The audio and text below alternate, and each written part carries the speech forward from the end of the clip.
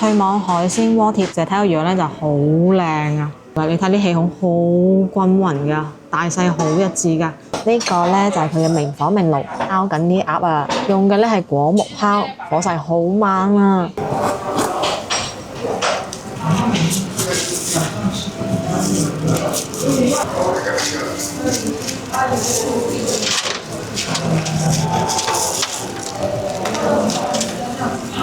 聽完講解，我哋就開餐啦。好正，好香濃嘅果木味，隻髀吸收咗非常之香濃嘅果木味。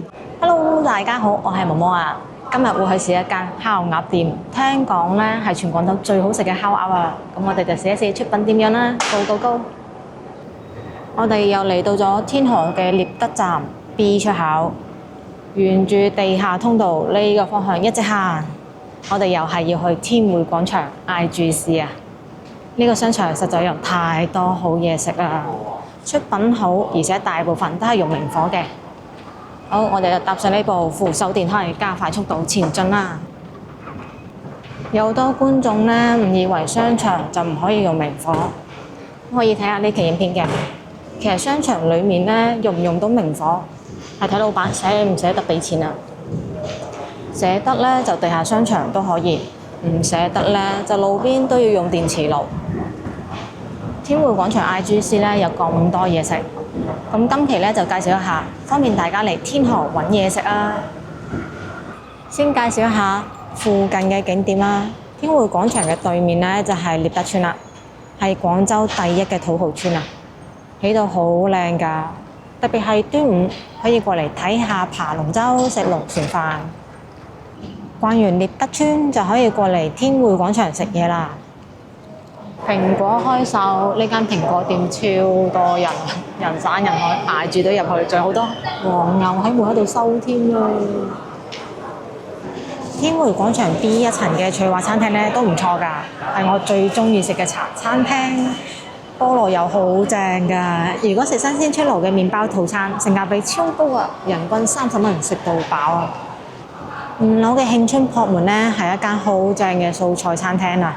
之前都拍過一期㗎啦，我覺得咧係廣州素菜嘅前3水準啊！5樓仲有呢間御寶軒，連續6年米芝蓮2星餐廳，佢嘅點心咧都好正㗎。之前都拍過一期啦，食咗好多點心啊，係除咗玉堂春卷之外，我最中意嘅茶樓啊！仲有好多其他嘅餐廳，我哋就唔逐一介紹啦。呢個商場都幾好逛㗎。逛攰咗之後咧，仲有一個電影院可以睇下電影，幾寫意㗎。我哋要食嘅咧係呢間3樓嘅花月亭，咁呢間店咧係比較旺嘅，所以我哋就提前訂咗位啦。訂嘅係窗邊位，門口擺住嘅就係佢嘅風乾櫃啦，入邊掛住嘅咧就係陣間要烤嘅鴨啦，要保證乾爽，咁樣烤出嚟個皮咧先至會脆嘅。咁睇下呢鴨嘅大細都幾均勻㗎。夠鐘之後咧，就有人帶位㗎啦。依家睇上去咧比較少人，因為佢啱開門咋。其實好多台咧都已經訂咗出去㗎啦。環境非常之闊咯，座位安排得一啲都唔密啊。配色咧係好清新㗎，而且採光好猛啊。總體感覺係好醒神嘅一間餐廳。呢個咧就係佢嘅明火明爐烤緊啲鴨啊，用嘅咧係果木烤，火勢好猛啊。咁呢個明爐廚房咧就擺喺大廳度，一路食飯就一路睇住佢烤鴨啦。坐好就嚟睇菜單啦，一本好厚嘅菜單啊！睇下啲咩食先。首先係佢嘅最出名嘅招牌菜啊，傳統北京果木烤鴨，268蚊一隻，158蚊半隻，咁有註明重量嘅。點咗烤鴨之後咧，就可以揀1鴨2食啦，分別咧就可以揀美極椒鹽鴨架38蚊半隻，58蚊一隻。或者係瑤柱冬瓜炆鴨架，48蚊半隻，68蚊一隻。唔點烤鴨咧係冇得食鴨架嘅。之後咧就佢嘅招牌菜啦，有羅氏蝦啦、四季豆、脆皮鹹雞、炆牛肉、紅燒肉、煮鯧魚。之後咧仲有㗎雞煲翅、炆羊扒、波士頓龍蝦、蒸大黃魚，仲未完啊！蟹羹，佢啲招牌菜咧都幾多下㗎，燉燕窩。同埋烏米飯啊，之後咧就係前菜啦。佢菜式咧全部都有配圖嘅，而且圖片係好靚㗎，寫咗中文寫咗英文，好方便睇㗎。呢個都好受歡迎㗎，麻辣去骨黑雞腳78蚊，不過寫明係2隻辣椒嘅辣度，應該幾辣下啦。真係好多菜啊，齋個前菜都好幾頁啦。咁全部菜式咧都係有寫個重量嘅喎。咁佢好多前菜咧，其實就係嗰個招牌菜嘅喎。之後咧就係燉湯啦，有魚筋啦，有燉老雞啊、燉陳腎、燉烏雞、佛跳牆，價格咧全部都係位上嘅價格，咁由50幾蚊一位到100幾蚊一位嘅，亦都係有寫份量㗎。有啲位上嘅名貴菜式，鮑魚、花膠、海參、雞布翅，哇！淨係睇個樣就知好勁啊！之後就係佛跳牆啦，仲有好多唔同嘅海鮮菜式，不過海鮮咧大部分都係時價嘅。到炒菜啦，或者叫大菜啦，炆海參、炆海鰻、波士頓龍蝦、麻婆豆腐。呢度做嘅咧係融合菜，融合咗北京菜啊、上海菜同埋粵菜嘅。所以佢嘅菜式咧係比較複雜、精緻、現代化㗎，就係圖片都感受到佢好精緻啊！價格嘅話咧，就係40幾蚊到200蚊以內。沙蒜燒豆麵238蚊一例，呢個咧就係新榮記嘅招牌菜。咁仲有好多菜式嘅，煮花螺、美酒雞、燜雞仔、蒜香羊扒啊、鋼絲啊，有唔少嘅辣菜嘅。有唔同嘅辣度可以揀啊，好多種唔同種類嘅羊扒，全部都有配圖，有寫中文，有配英文，仲有少少地嘅簡介啊。有興趣嘅可以停喺度慢慢睇嘅。主食類啦，有炒飯啦、烏米飯啦、炒肉碎飯啦，仲有湯麵啦、開陽蟹肉葱油撈蝦子麵42蚊，呢個都係好受歡迎㗎。咁仲有抄手啊、生煎包、雲吞水餃、脆網海鮮鍋貼。36蚊4件，個樣真係好靚，唔知上到嚟係咪如圖所示啦。之後咧就一啲點心啦，蝦餃、流沙包、小籠包，40-50蚊。仲有個點心拼盤嘅，咁一啲糕點啦，紅豆糕、豌豆糕、麻醬餅，仲有個芝士酸奶火燒36蚊3件，都係比較受歡迎嘅。仲有好多甜品啦，各種嘅燉啊。最後咧係飲品20幾蚊到60幾蚊，咁呢度咧全單係有個10%嘅服務費㗎。點茶嘅話最平係18蚊，但係可以叫一杯嘢飲嘅。咁啊最平咧係檸檬水10蚊雞。咁睇完菜單，我哋去落單咯。落咗單啊，落一隻鴨嘅話咧就可以揀半隻做椒鹽，半隻做炆嘅啦。不過佢呢度蝦鴨咧係現點現做嘅，所以11點鐘嚟落單都要12點鐘先有得食㗎。呢度餐具咧係好精緻㗎，透露住佢嘅招牌菜鴨呢個主題啊。碗啊、碟啊、匙羹啊，有兩隻鴨仔，連個筷子架咧都係隻鴨仔嚟㗎。咁呢個茶咧最平嘅係檸檬水10蚊雞一位啊，亦都可以點茶嘅一壺壺嗰啲，最平咧係18蚊一位嘅。佢喺美團上邊咧係可以買代金券嘅，代金券咧係74袋100或者係86袋100，唔同嘅時間用㗎。咁喺美團上面咧亦都可以訂座嘅。除咗代金券之外咧，仲有套餐嘅，有需要嘅可以上去睇睇。見佢咁抵，我哋就買咗4張代金券啦，先300蚊咋，仲買咗個9個9嘅山楂糕，佢話可以疊埋一齊用㗎。脆網海鮮鍋貼36蚊，淨係睇個樣咧就好靚啊！咁搭咗一碟仔嘅醋嘅，我呢個網面咧係做得比冰花煎餃靚好多㗎。你睇啲氣孔好均勻㗎，大細好一致㗎，餃子嘅大細都非常之一致，擺嘅位置亦都好正齊。而且呢個鍋貼咧係好完整嘅一個圓形嚟㗎，非常之完整。我哋就試一試佢嘅味道啦。其實鍋貼咧係有分2種嘅喎，北京嗰啲鍋貼咧就一定會係兩頭開嘅，而東北嘅鍋貼咧就會比較似餃子啊。分開完之後咧就咁樣樣㗎啦，反轉俾大家睇睇，咁樣嘅。咁樣擺咧好處就係令到隻餃子冇咁油啊。佢就得上面有少少令嘅咋，但下邊嘅冰花咧就可以保持到乾爽啦。好飽滿嘅一隻大大嘅鍋貼啊！份咧係有4隻嘅，係聞到香味嘅，好肚餓啊，好正嘅味道啊！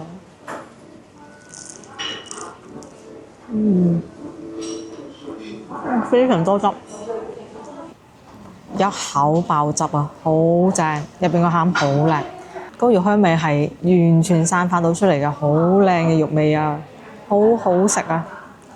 雖然一份咧就得4隻，圍到落去差唔多成10蚊一隻嘅，有啲貴，但係真係好對得住嘅出品喎，係好靚嘅，品質好高嘅，真係好誇張啊！佢係融合咗呢個灌湯餃嘅做法嗎？成匙羹嘅汁啊，好飽好靚啊！而且嗰個冰花係好脆㗎，肉香味，好正。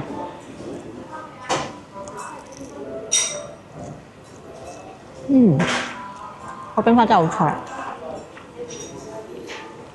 個餡好正，唔腥，就係肉香味，好靚，好軟滑，好多汁，非常之飽滿。皮咧唔會太過厚，就算係紅碟呢個接位啊，都唔會好厚嘅，冇咩粉感嘅，都好食㗎。佢係配咗醋嘅，不過我覺得佢肉餡咧冇咩腥味，其實點唔點都冇所謂嘅。冰花好睇又好食，口感真係好脆啊！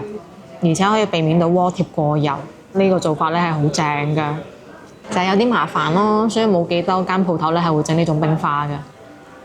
鍋貼裡面咧有好大隻蝦，我唔知佢啲肉咁鮮甜啦，不過真係好多汁啊，好勁啊！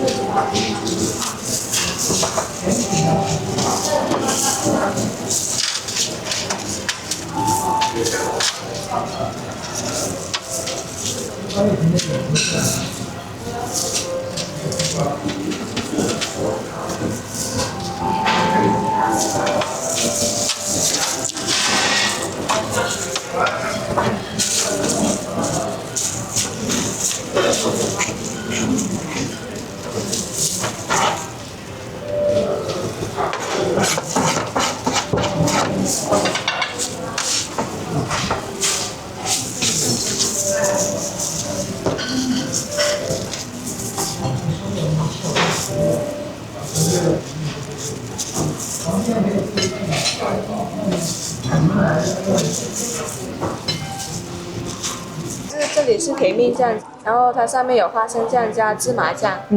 就我们有3种吃法，第一种吃法的话就比较传统的吃法，就一张纸一张饼，然后包裹着3片鸭肉，可以直接蘸这个酱，然后配上青瓜跟葱，然后就左右包起来吃。第二种吃法就是烤鸭的前面这4块皮可以直接蘸白糖吃，就入口即化。第3种吃法就是一个简易的吃法，就一个玫瑰盐，就是直接撒在片好的鸭肉上面，就不用蘸其他醬料，就可以吃烤鴨嘅鹽汁和鹽味。好的，謝謝，佢解釋得好到位啊，幾種食法都有講到。聽完講解，我哋就開餐啦。首先咧係食咗最上邊呢幾片鴨皮先，呢幾片咧係胸肉嘅皮，非常之精華㗎。咁食烤鴨咧就一定要講個脆啊、酥脆啊，呢幾片鴨皮就最可以體現到佢嘅酥脆㗎啦，非常之厚㗎。呢幾塊咧唔係空口食嘅，一定要點一點糖，因為油脂比較飽滿，所以如果淨係空口食咧係會油個頭嘅。點一點糖係可以化解嗰個膩嘅。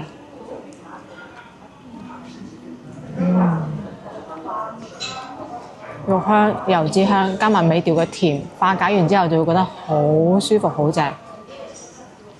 佢咧就唔同我哋嘅燒鵝，我哋燒鵝係比較重味，佢係食嗰種鮮味嘅，然之後再品嚐嗰種油脂嘅香味，係好甜好好食嘅一種肉香味嚟㗎。而且好脆啊，起碼係合格嘅。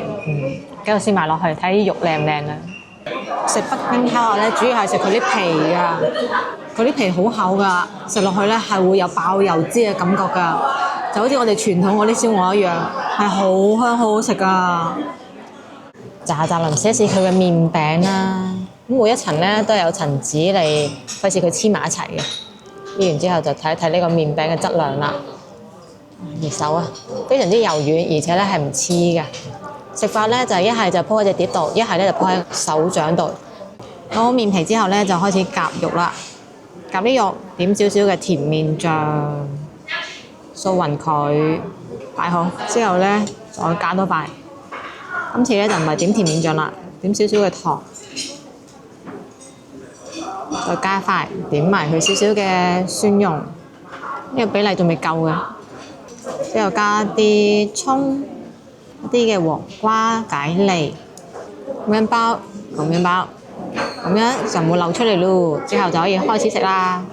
成品就咁噶啦，要包多啲肉，飽滿啲先好食㗎。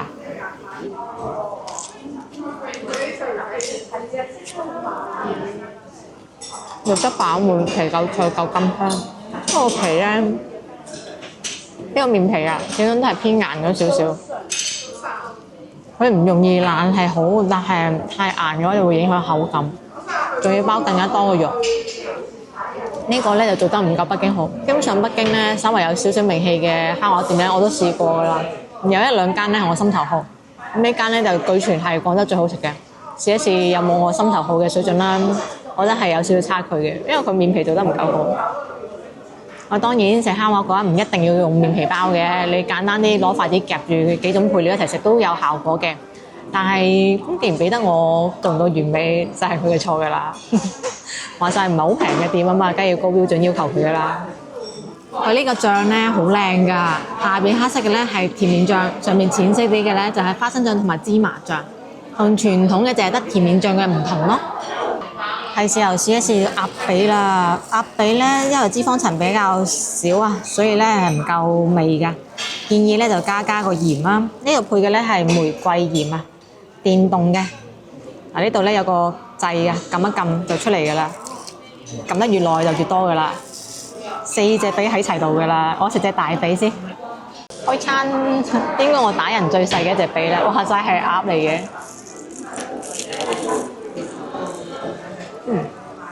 但佢啲肉咧其實都好好油脂香味喎，而且有嗰種果木香味好濃郁，有嗰種燒烤嘅味道好正，好香濃嘅果木味，隻髀吸收咗非常之香濃嘅果木味。雖然肉咧就唔夠嫩滑嘅，唔夠多汁嘅，會有少少鹹嗰種感覺，但係唔過分嘅，就係少少鹹。但係佢果木味咧可以完全允許佢鹹少少，真係好香嗰個味道。皮咧係好脆㗎。佢就唔同空嘅嗰種酥脆，佢咧就真係脆嘅啫。你睇佢係薄好多㗎，好香，隻髀都好食，幾好食啊！啖啖都係肉，而且係唔同嘅享受啊！呢邊係食得粗獷啲，咁啊食胸肉嗰邊咧比較精緻一啲，全鴨宴。其實呢個定價咧同喺北京食差唔多㗎，反而仲多過服務費㗎，所以一定要求佢出品係要拍得住北京㗎。如果唔係，我咪蝕咗個服務費。咁我覺得出品係 OK 嘅，唔錯嘅，又真係幾好食嘅，繼續試埋落去啊！鴨腳啲肉咧就好緊緻嘅，連個皮都好緊緻嘅，個脆度咧係唔一樣㗎。有可能就因為夠乾爽，所以嗰個果木香味咧係入晒隻髀度㗎，好香㗎。佢呢度嘅鴨髀咧食到入邊啊，就會有少少酥味㗎啦。呢度嘅鴨咧平均水準係差過北京㗎。不過佢隻髀咧係真係有好香嘅果木味啊！烤嘅技術嚟講咧，我覺得佢係好過北京嘅。我哋咧係一個鴨架分開兩種做法，半隻攞嚟燜，半隻攞嚟椒鹽。依家咧就試一試椒鹽啦。椒鹽咧係先炸完之後再滲椒鹽㗎，一定咧就做得比較乾爽、比較透。食嘅咧就食香脆嘅味道啊！就算係鴨架都有好多肉食㗎。咁睇咧係炸得夠乾爽㗎啦，期待味道啦，顏色咧係紅紅地撒少少葱花嚟做裝飾嘅，幾靚嘅。拎上手咧就聞到嗰個椒鹽嘅香味啦，正咁嘅樣。好香脆，一咬咧就爆油㗎啦，好香。佢咪有少少炸過龍啊，有啲苦味啊，係真係有啲苦味喎。呢個椒鹽鴨架咧就做得唔夠北京好啦，差好遠，好普通。首先有鴨酥味，之後就係佢烤得過濃。呢啲地方咧少肉嘅地方啊，就已經有少少苦味啦，炸過咗噶啦。即係就椒鹽味道咧唔夠明顯啊，係有嘅，但係唔夠強烈咯，我覺得可以再強烈一啲咯。不過就方便你話食完唔會話好頸渴咯，少啲椒鹽比較唔使成日飲水啊嘛。但係就覺得兩頭唔到岸咯，要刺激嘅唔夠刺激，要清淡嘅唔夠清淡。瑤柱冬瓜炆鴨架，睇睇有咩料先。首先表面有好多嘅瑤柱絲啊，剩低下邊嘅，咦好大粒嘅蒜頭喎。炆到好腍嘅冬瓜，有擺盤嘅，其實好靚嘅。成個醬汁咧係比較濃嘅，呢種奶白色嘅濃嘅醬汁，非常結。呢個咧就係鴨架啦，料咧係好豐富嘅。我試一試個鴨架先啦。燒晒煙，非常之熱嘅一煲啊！試一試個鴨架啦。鴨架咧其實仲剩翻咗少少肉㗎，同埋骨與骨之間嘅肉咧就係佢精華，所以一定要選呢個一鴨幾食啊！唔好浪費呢個精華。好熱啊！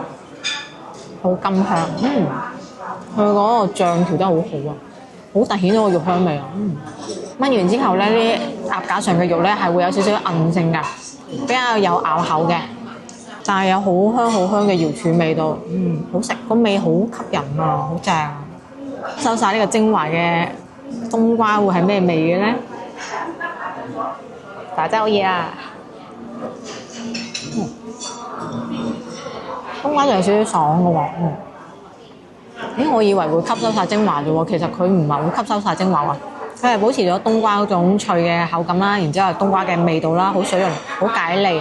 佢呢份唔係攞嚟吸收精華嘅，佢個冬瓜係攞嚟解膩㗎。因為隔離嘅鹹香味食得多，可能會有啲厭，食一塊冬瓜就可以解膩啦，幾清甜下。呢個芡汁咧真係好鮮，佢落咗好多瑤柱落去，非常之鮮啊！不過缺點咧就係個冬瓜完全吸收唔到呢啲鮮味咯，仲係冬瓜嘅味道，冬瓜嘅口感。但係咧兩食嚟講，我更加推薦嘅咧係揀呢個炆鴨架啊，因為個椒鹽實在太苦啦，炸過龍啦，而且咧呢個炆嘅鴨架咧更加有廣州特色啊！喺北京度我記得係好少會見到有呢種做法嘅炆鴨架㗎，所以嚟試一試更加可以體驗到佢嘅融合技術啊！山楂糕，美團上面賣咧係9個9，一份咧係有3件嘅，配咗2隻叉，睇一睇呢個糕先，非常之柔軟，有少少刺嘅，上面一層咧就中式，下邊一層咧就奶白色嘅，試一試味道啦，個糕感好結嘅，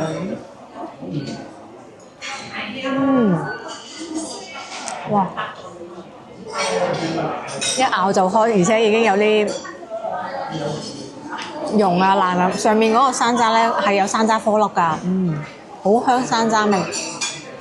下面嗰個係冇咁重嘅山楂味嘅，有少少粉感嘅，攞嚟可以中和到個山楂味，幾好食㗎。就係佢非常容易爛啊！